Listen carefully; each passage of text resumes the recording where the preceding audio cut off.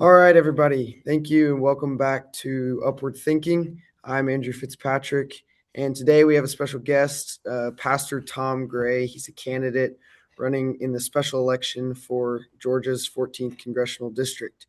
My first question to you is, who is Tom Gray? You can introduce yourself a little. Thanks, Andrew. Well, I'm a very simple guy, but the things that I think matter most to me that may also matter to others is, I am a husband, I'm a father. I just a little over a year ago became a grandfather, which is crazy, but I also am a pastor of a church, is what I do. It's my calling.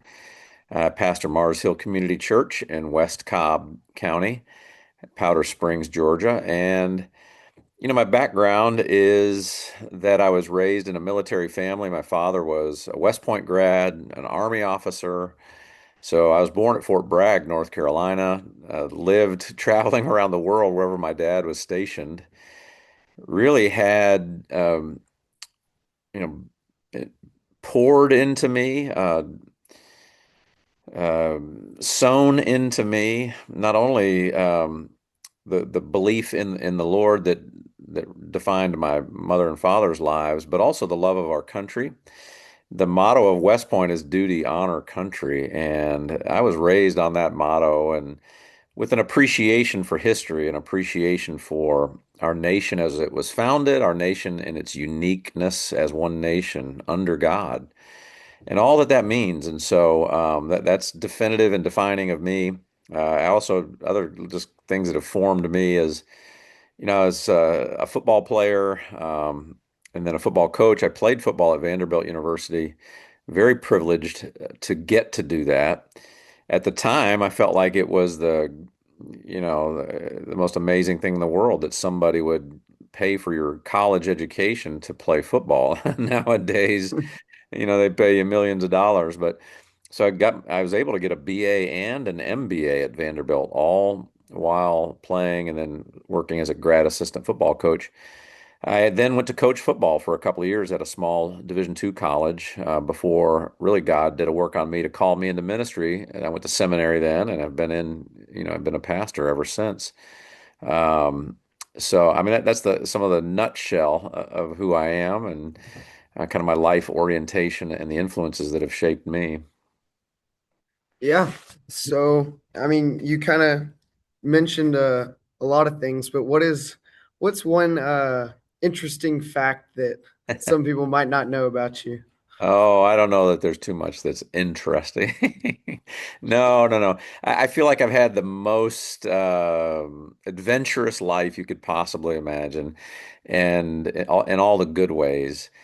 Um, I don't know. I could pick one of 100 different things. I spent one thing that was fascinating, part of it, and it might describe me, personality, spirit wise. But the summer after I graduated college, while I was in the middle of my MBA program, my best friend and I just, they were telling us, yeah, you got to go get some corporate internship. You got to go get some corporate internship.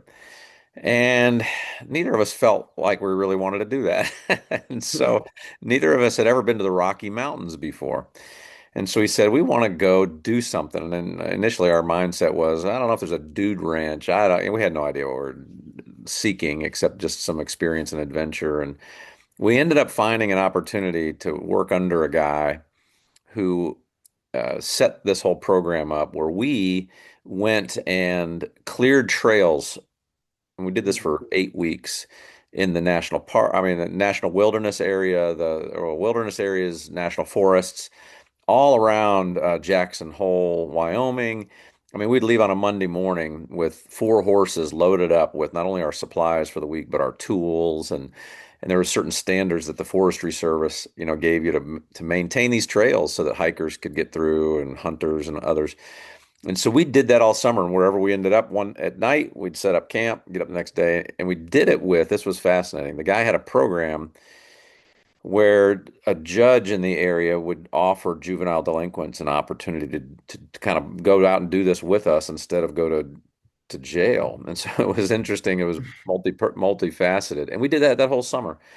That kind of a thing is I don't know. I loved it. It is an example of how I lived my whole life, not following the always the standard protocol, seeking meaning and more, not only for my life, but for the opportunity to influence in the world.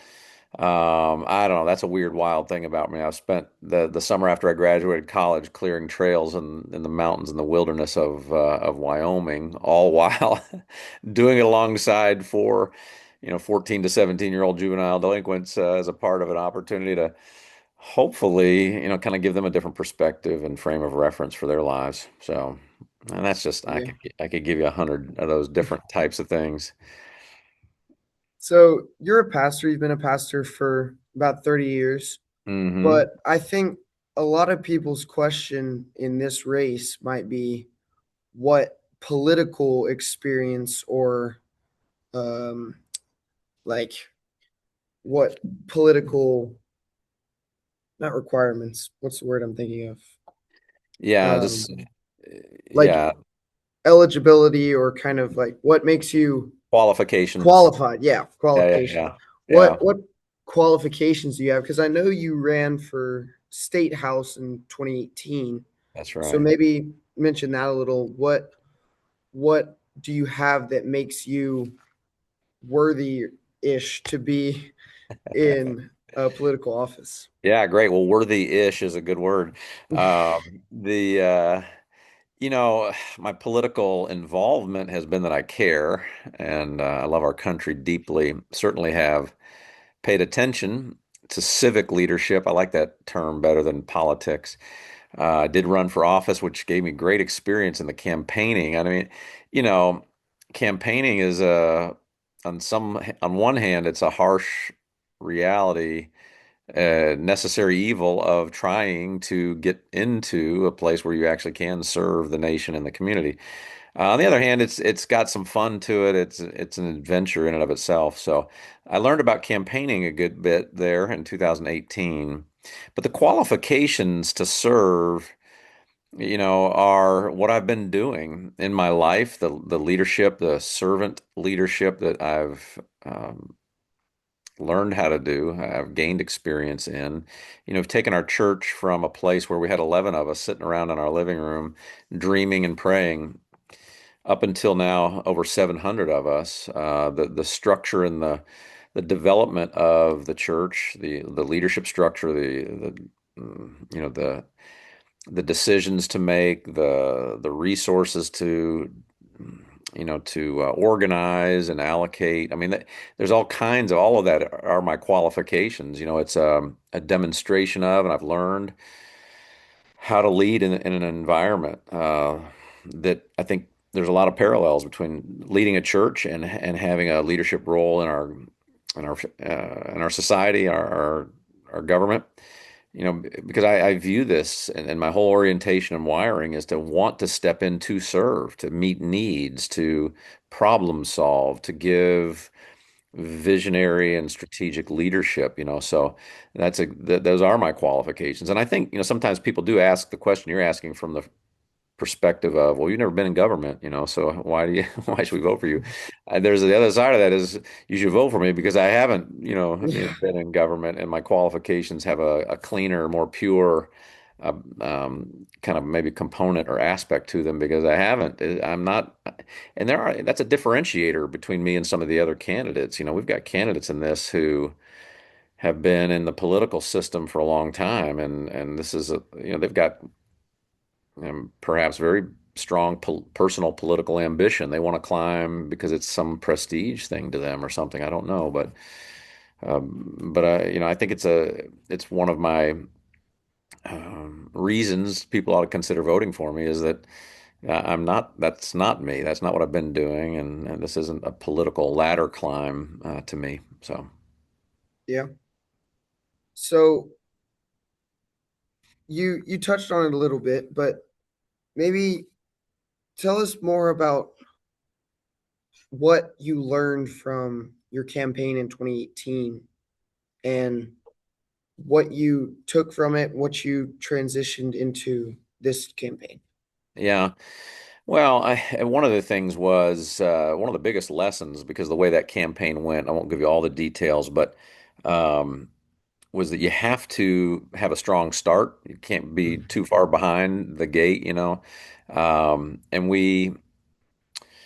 we've done that in this race. This race is a crazy sprint. It's a condensed time frame, but we were in a prayer and preparation footing really for a year and a half or so. So we've made good connections. I think we've been able to hit the ground running well from the very beginning.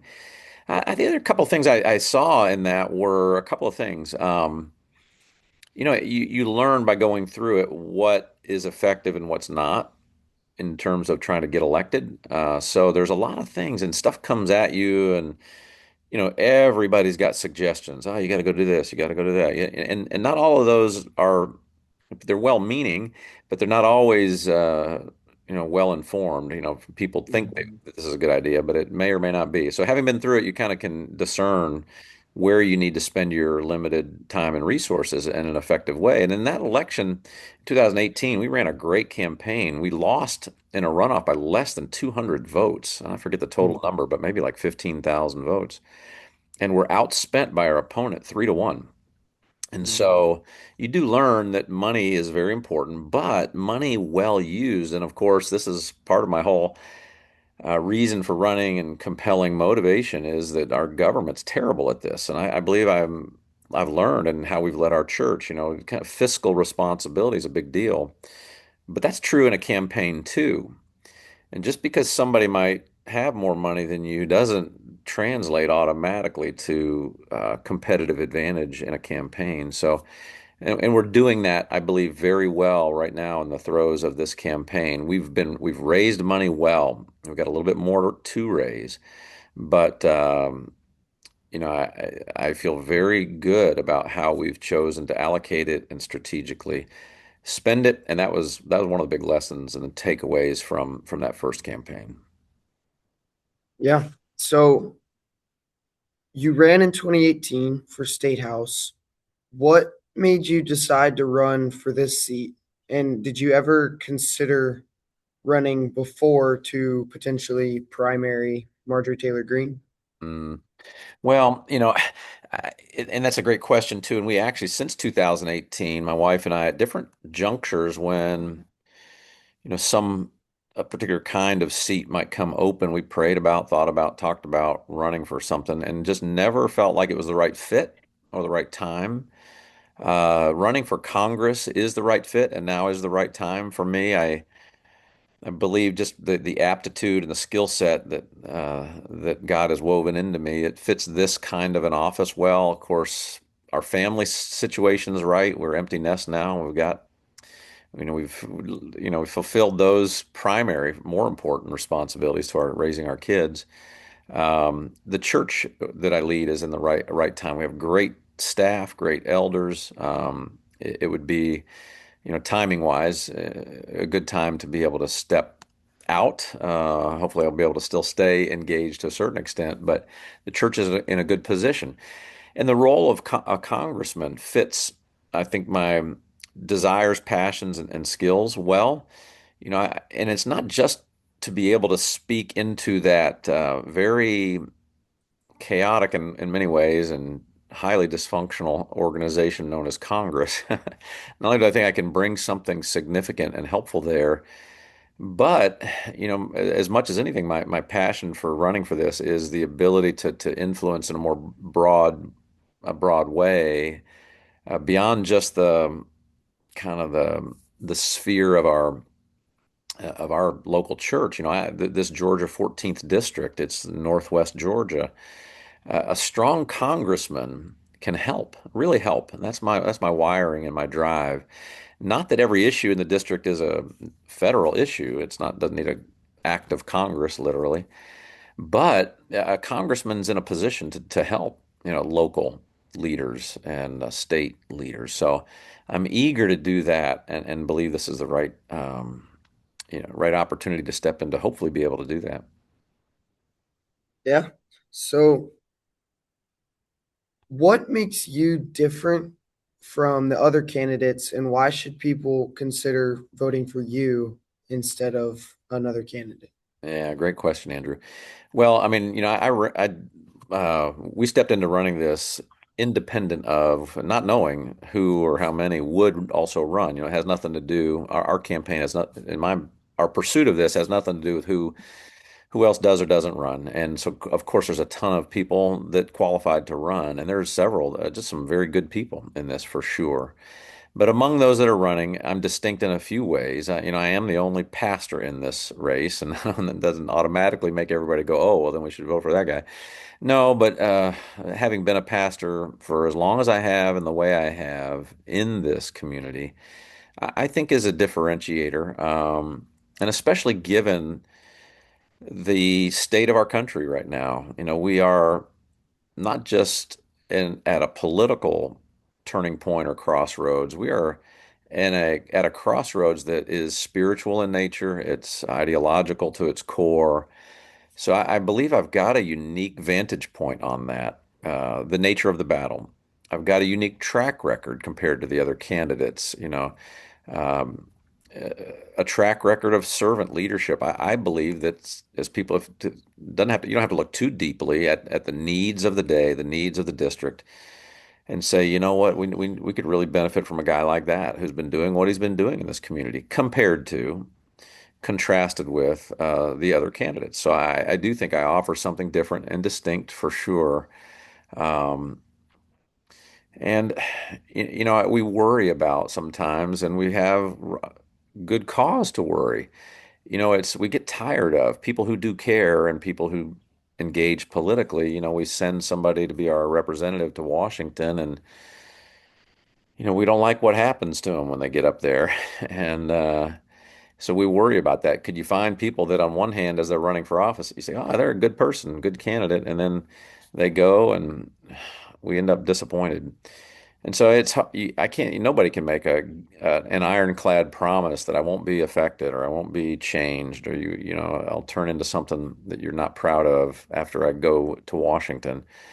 But I do think I have, a unique longevity and track record of faithfulness and integrity that can be observed in a tough environment. I mean, being a pastor of a church comes with its pressures to conform or bend or, succumb to certain pressures of temptation kinds of a thing. So I think as much as anybody else in this race, yeah, I think people can feel confident that, all right, this is a guy who, what you see is what you get, and that's been the way it has been over in our community, right in front of us, right with us for a good while. And he really has put the needs of others ahead of the needs of himself. He really has lived out a life of service. So hopefully those things will stand out, and people will vote for me, uh, even though we do have other good candidates in the race. Yeah. So let's say you do get elected. What is kind of your first thing that you plan to do? And then what are some other things that you plan to accomplish while you're in office? Yeah, that's a great question, Andrew. And I know that that's a common question too to candidates. And I know that candidates are eager to spout off their legislative or policy priorities that are, here's what I'm going to do. I'm going to do this. I'm going to do this. I'm going to do this. And when you hear them, quite often it sounds like they're running for king or queen, like they're actually, making these promises. I'm going to change this. I'm going to fix that. I'm going to implement that, which is political speak, which I don't speak. I'm running to be a congressman. You're one of 435 congressmen. Uh, Here's what I'm going to do. I I want to do everything I can, and I do have certain priorities that I think are critical to us as a people, to us as a nation, to us as a district. To me, fiscal, financial conservatism, fiscal responsibility, where we attack the national debt, which is an imminent threat to all of us, and even our ability to exist and continue as a nation, much less thrive and remain free. And that goes hand in hand with reducing government involvement and overreach and regulation And we need to reduce the size of government. We have got to find and root out all of the various ways that there's fraud and redundancy, and we got to get government smaller, more responsive, more transparent. All of these things. So those are some of those things. But then, there's a broad swath of what I think are central fundamental issues to who we are as Americans, reclaiming our identity, our soul, that are not just fiscal. Those are big things to me. Um, and I want to go after all of those one day at a time as an effective representative of this district, as a congressman who can get in Congress and really start to build. And this takes some skill. This takes some knowledge of how to work in a social system, which Congress is. As a former football player and coach, I've got a lot of experience in team dynamics with different kinds of people forming a team. And so going to Congress, earning some credibility, earning trust, working diligently, applying those conservative principles to every decision, every vote, every interaction, consistently over time to be able to be a representative of the 14th district that gains some sway in Congress, finds like-minded people, builds collaborative movements, and then it'll take a little time. You've got to be willing to invest that time. Hopefully not take too long. I think it can happen more quickly than we might think. But then to be able to build some of those coalitions that can really implement change. I mean, these things like these continuing resolutions that are no way to govern, no way to lead, no way to spend our money, to get back to, passing the appropriations in 12 different budgets that we need to handle one at a time and do so responsibly, reduce this, get government off our backs and out of our way, let the American people in the free market system problem solve and create. Is something I can bring to the table, and so I'll hit the ground doing all of that, not making political types of statements about here's what I'm going to do, but the people can rest assured I'll represent them in a way they'll be proud of and will be effective. Yeah. So on that note, obviously every politician would like to, what's the bell? Every politician would like to just enact every belief they have into some sort of bill and Yeah. pass it and enact it. But what are some of the issues that, if you had that ability, that you would try to remedy? Oh yeah, well I'd eliminate the national debt, or get it paid down. We've got to figure that out. We've got to get balanced budget every year. It's absolutely irresponsible. We just can't keep doing it. So people talk about, can you do a constitutional amendment that requires a balanced budget? You have to go. It's one thing to say. I mean, if I had the ability to do that, I'd do that. And maybe that's the answer to your question. Of course, you have to live in reality and see what you can do, starting with the situation as it currently exists. But whether it's a constitutional amendment or whether we just make it happen, I mean, that's going to be what I drive to.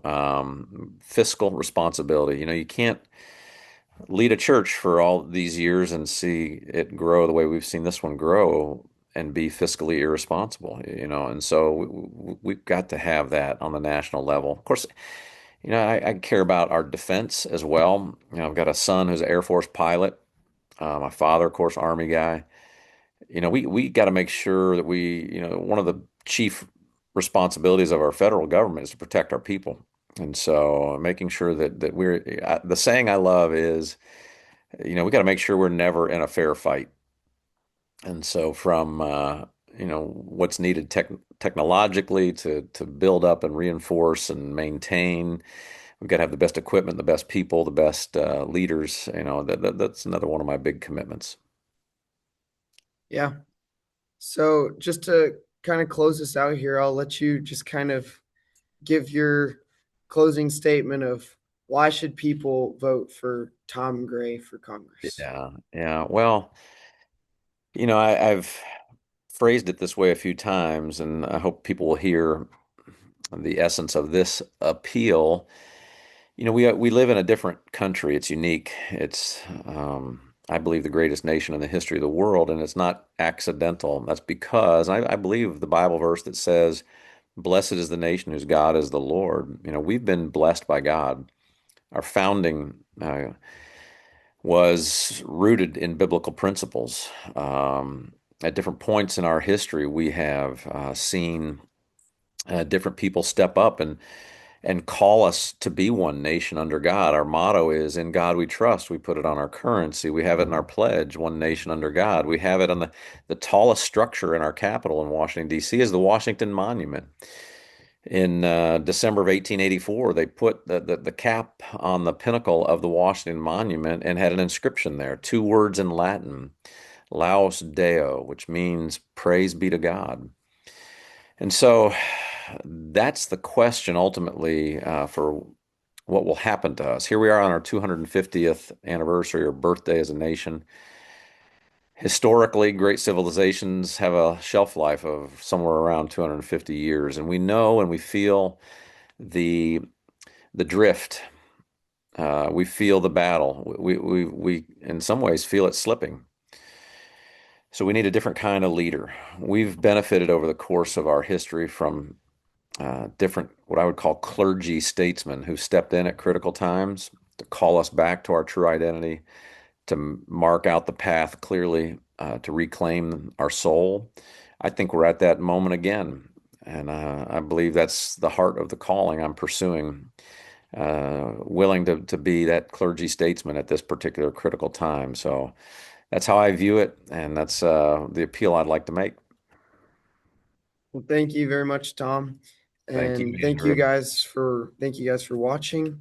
If you'd like to check out Tom, you can go to tomgray.com and check him out on social media. I will have all the links in the description of this video. Tom, thanks again for joining us. Stay tuned for the next episode, guys. I'll Uh, see you next time. Thanks, Andrew.